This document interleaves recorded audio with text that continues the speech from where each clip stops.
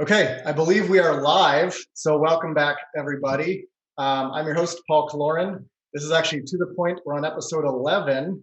I'm actually on the road, but I would not miss this episode and this guest. It's our last episode of 2020, and I think this is like the perfect way to end. I mean, to be honest, we're not going to do a ton of dry needling talk, even though our guest is a very skilled clinician. She works with CrossFitters, has a cash pay practice. She does use dry needling, but we're really going to focus on much of her other expertise, and especially her mentorship and education platform for professionals, for healthcare providers, called Forward Movement. Our guest is Dr. Judy Gelber. She's a physical therapist. She's OCS trained. She is a CrossFit athlete and CrossFit coach. She'll give us kind of insight, her expertise being a former DPT faculty at WashU in St. Louis. She was also involved with actually developing the OCS exam. But again, we're kind of funnel all that towards her education and mentorship platform, which is Forward Movement. So Judy, welcome to the show. Thank you for your time. Thank you so much for having me, Paul. I'm excited to be here. And I've known Judy for a while too. I mean, we've been on courses, we've been on the social media together. It's always, I've said this every episode, but it's tough that we're going to try and condense this to 15 minutes, because if we had, or if you ever have the opportunity of like an hour or a course or time with Judy, take advantage, because she's really a big presence in the industry. But again, we're going to dive into some more specific topics. And if you saw the marketing or the title, we're talking mindset and really clinical expertise, I guess, or professional development, but then also kind of the unfortunate underbelly, which we all know probably even more so, which is burnout in our profession. So we're eventually going to get there. Let's start like 30,000 foot view. Judy, what's your story? What got you into PT? What eventually got you through academia, ultimately into cash practice, but really starting your business of Forward Movement? Yeah, so I always joke, I feel like I had a backwards career like Benjamin Button a little bit, because I always say I didn't get very far after physical therapy school. Our program was in the basement. I got hired by my program, so I moved from the basement to the first floor of the same building, which was nice because I didn't have to move apartments. So I didn't start as a faculty member, but I probably had about the fastest track into faculty member that you could have, which is 1 year in. So I was hired in as a clinician. I worked in our faculty practice at Washington University in St. Louis for a year. And then after a year, I was invited to start teaching and being a part of the PT program, which is awesome. And at the time, I feel like I looked like I was 16. So it was even more awesome because people would look at me and they'd be like, "Are you in high school?" And I'm like, "Actually, I'm on faculty at Washington University in St. Louis." So definitely got the double take a few times with that. So I was on faculty at Washington University in St. Louis, which I'll call WashU from here on out, from 2008 to 2016. And then the pull to go home got too strong. And I had been wanting to go back to Nebraska for a really long time. It's really, really hard to leave a great job. So I actually stayed at WashU even longer because it was a tough thing to decide to go. And finally I said, if you're going home, you need to go home, you need to go. So I moved back to Nebraska. I took like the most basic like staff position at Children's, which was awesome. I was at Children's Hospital in Omaha doing sports medicine, orthopedic practice, which is what I do. And I had asked permission I was super into CrossFit, still am. And I'd asked, Children's is 21 and under. So I asked, hey, can I work with CrossFit athletes on the side? They're asking for help. I see the need for help as long as they're over 21. And if they're 21 and under, I'll still help them. I'll just help them at Children's.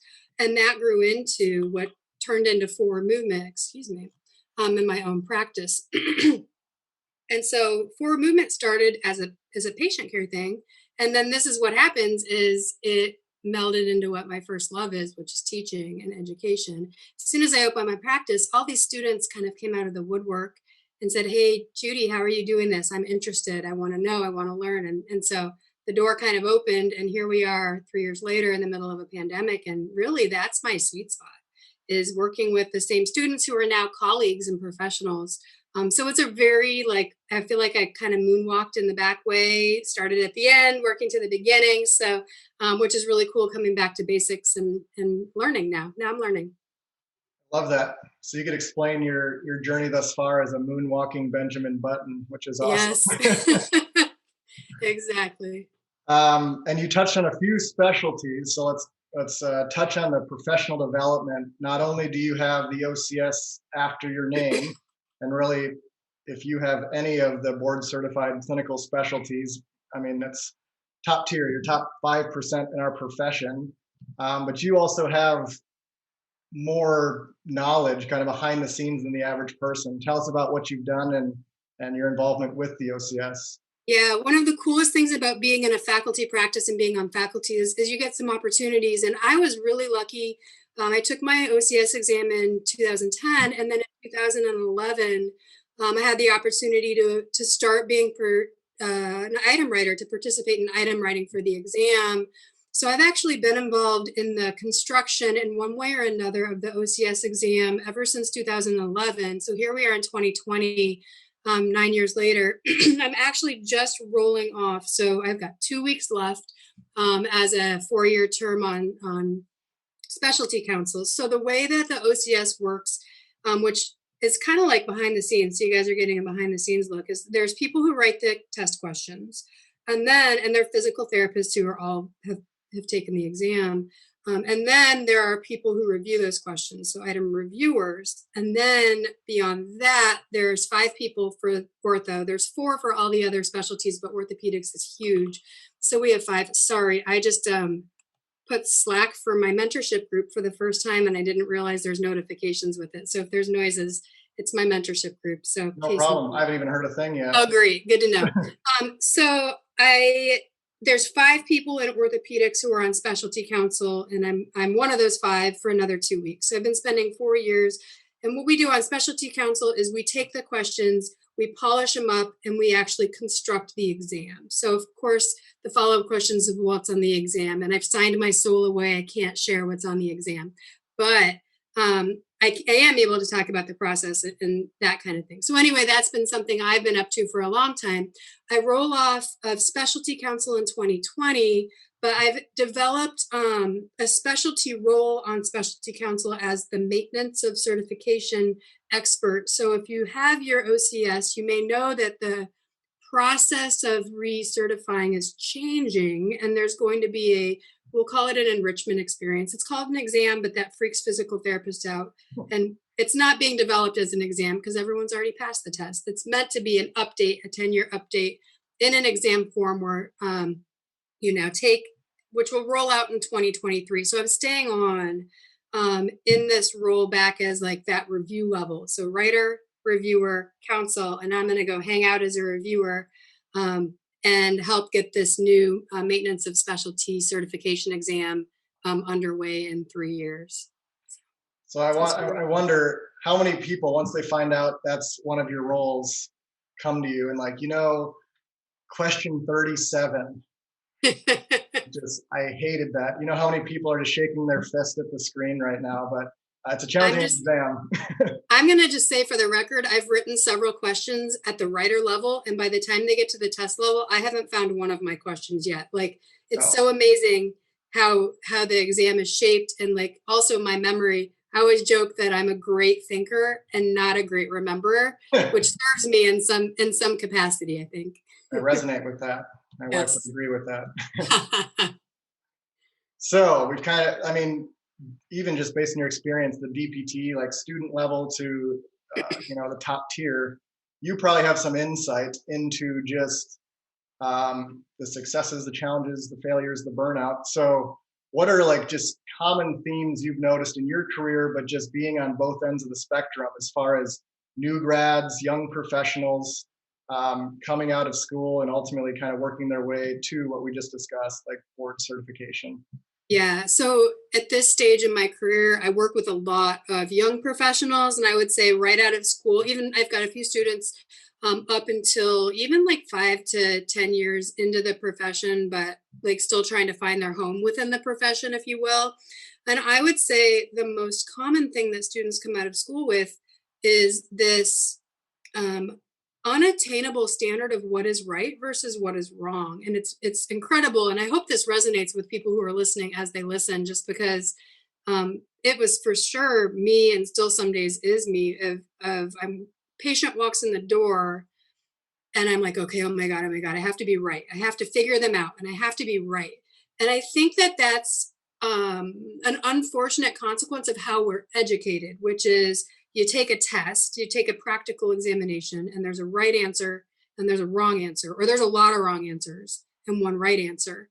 But then you flip into the real world and there's a lot of right answers and a few wrong answers. Like, we're not going to say that you can just do anything, but there's a lot of options. And I continue to see, as I treat patients nowadays, that the things that I do that are excellent for my patients, if I do say so myself, would totally fail a practical.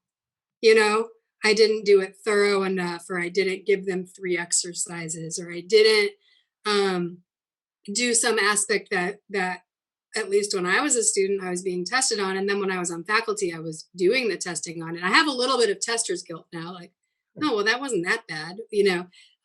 And so what I see is the students coming out with this burden, is what I would call it, of getting it right every single time. And we're just not, that's just not the profession. It's just not a right or wrong profession. So I would say that's a really common theme.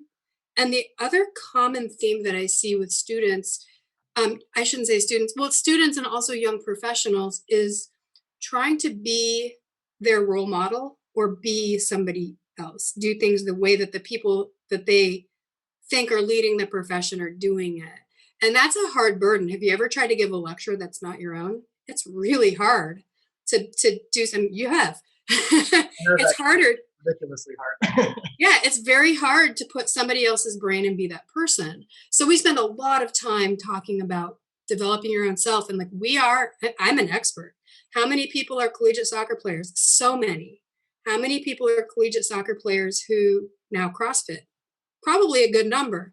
How many people are collegiate soccer players who CrossFit, who are physical therapists, who've taught at a DPT program, who live in Nebraska, who are a camp counselor? You know, so we start adding these, and everybody has their own unique combination of experiences that makes them, if they can trust in that, a really cool, important person to work with their patients in their own way, benefiting from their mentors, but not becoming their mentors. I love that. First of all, I hope that did resonate, because you have a former DPT faculty basically saying, obviously, prepare well, study well, do well in school, but that practical exam is not going to be your future indicator of success. And I think you're even starting to get into my next question. I'm going to bring up the B word. It's burnout. And what is very interesting, I was kind of thinking on this episode all week, and I've experienced burnout. I started in a high volume, pump them out clinic. It was great as a new grad to get your experience in quick. But I was that clinician sitting there 2 years down the road wondering, have I made a major mistake? Can I sustain this for the rest of my life? And obviously my career path pivoted. I did cash pay. I do more continuing ed stuff right now. But burnout is a real thing, and it's probably the highest in our profession, rehab professionals. I did a quick Instagram poll this week. We had over 60 responses in the last 24 hours. 89% of people are saying that they've experienced burnout. So kind of going, I assume it's kind of going to be a common thread to what you just mentioned, not trying to force yourself into a position or a role that isn't really meant for you, like your experience, your expertise. But what are your tips for some of those clinicians to prevent burnout? So I think burnout is huge, and people who are going to experience burnout feel the pre-burnout, like the pre-burn, really early in their careers. They feel like, oh, I'm going to burn out fast if this continues. Because I see people get in there within their first 6 months and kind of like, I'm worried about burnout. And that's unfortunate, but I think it's also a reflection of healthcare right now, to be honest. I've experienced burnout too. I would say I noticed it in about year 4. There was a tipping point of, something that was going on with just being overwhelmed. But I've been there, and I think it's something that even to this day, like if I push myself the wrong way, like I can feel the afterburn, if you will. It doesn't really go away. You just have to be careful to protect yourself. For me, we require a lot of physical therapists require, especially if you're not super confident, a lot of appreciation, a lot of like, hey, this is going well, you're doing great, from our bosses. And I don't know about you, but that's a hard thing to get because our bosses are busy too in our profession. So if you're a boss and you're hearing this, go appreciate your people, like go love on them. Like, don't do it just because I told you to, mean it, but like appreciate your people. It will help them prevent burnout. And the more important thing is probably finding a way to be your own boss, meaning not you can still work for another person, but to appreciate yourself, appreciate what you're doing, appreciate the difference you are making. And then to me, one of the big tips for that is redefining success. So I think that we're unfortunate that we have this traditional definition of success from our practical exams that I just touched on, but we also have our employer's definition of success is completely different than our patient's definition of success, like 180 degrees different. And we're like stuck in the middle of employer success, patient success, employer success. So you got to define your own, like, what is success? What is going to make me satisfied as a clinician? So to me, take a second, take 60 seconds, sit aside what is success for you in the profession. And it's going to be as individual as you are. And that's the hard thing, because I can't sit here as a third party and tell you what success is either. It's very personal. So that's one thing. And the second, kind of related to that, is stop thinking of mistakes like you traditionally do as you messing up or you being in trouble or you doing something wrong.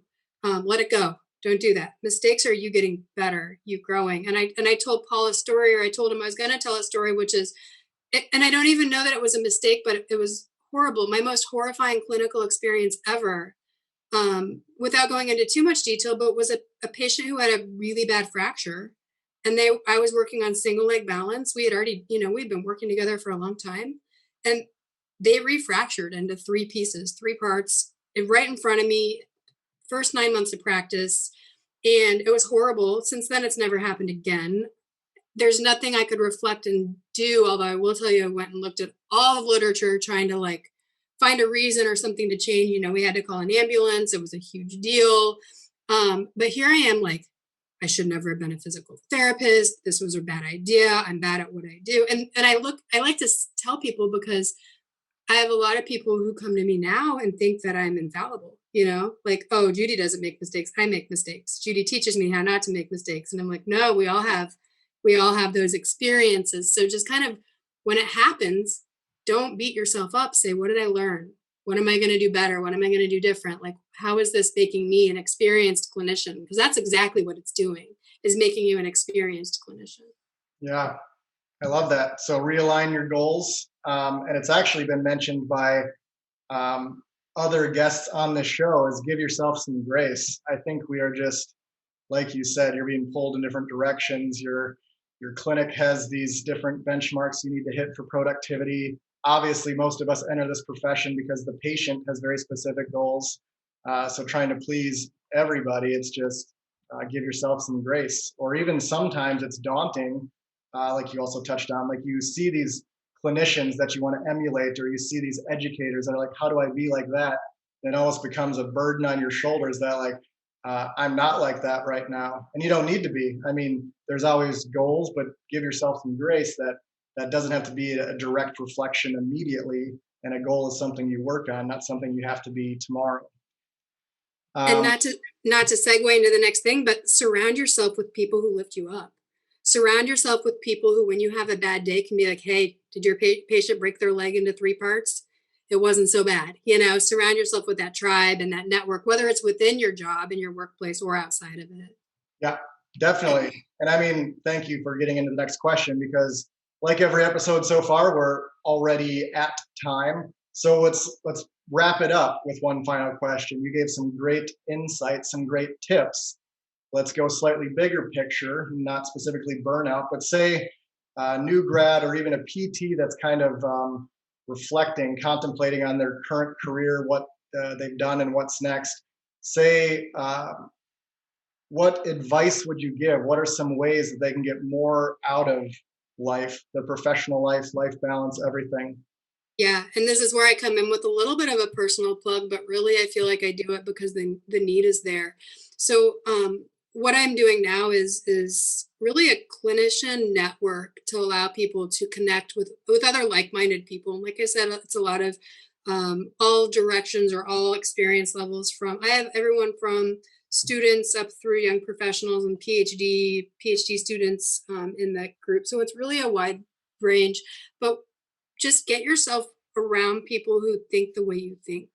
Um, if that's something you're interested with me, reach out. The best way is probably through Instagram. I have links to kind of my different programs and offerings. And one of my things I think is important is with new graduates, as kind of my audience is a very low entry point. So it's, it's not something that breaks the bank or anything, and no commitment. So if you want to come hang out with us for a month and see what we do, come do it. But just make sure, find some people who support you, and find a mentor who you look up to, who's willing to take you under their wing, and not necessarily from an intellectual, like intellectual is great, but like from that like personal work balance or interest level, find what you like and what you want to do.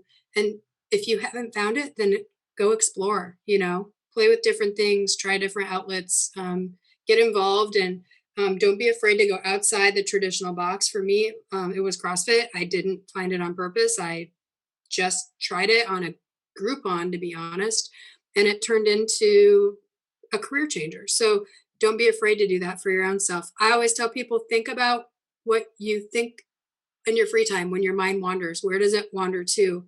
And go explore that direction. Love it. And I would endorse, at the very least, checking out Judy's Instagram, going to her website. First of all, I think we need this. Like, we need this interprofessional support, like structured support as far as groups and experts like Judy.